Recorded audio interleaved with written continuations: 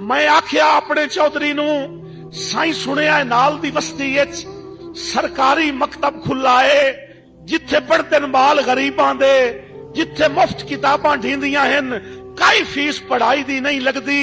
मैं सुनिया इल्म खजाना है, ए इल्मे चानन अखियां दा 7 पीढ़ियां मेरियां हड्डियां हन। सरकार दी ताबेदारी विच इहो मंगना अजर गुलामी दा, सदियां दियां अनियां अखियां विच मैं इल्म दा सुरमा पावना है, मैं अपना पुत्र पढ़ावना है।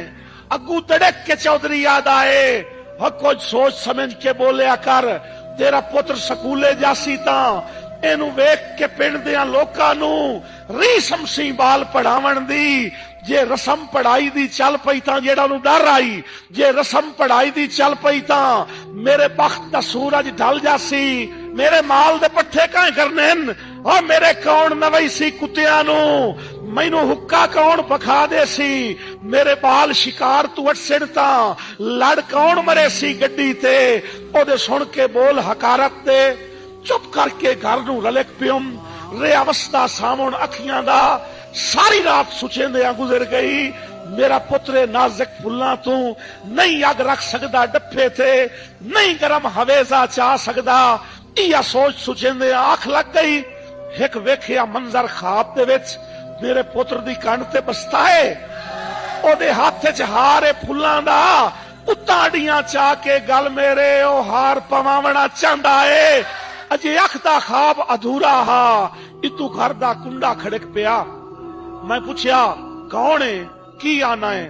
अगू बोले आ मुंशी चौधरी दा, तेनू चौधरी साहब सदेंदे हन। मैं आख्या आखी चौधरी नू मैनू ना फरमानी माफ करे, मेरे पैरी लज दियां बेड़ियां हन, मेरे आके हाथ मफलूज ता नहीं। मैं अजला ढिड चू ढो लईए, मैं कहीं दी नौकरी नहीं करनी।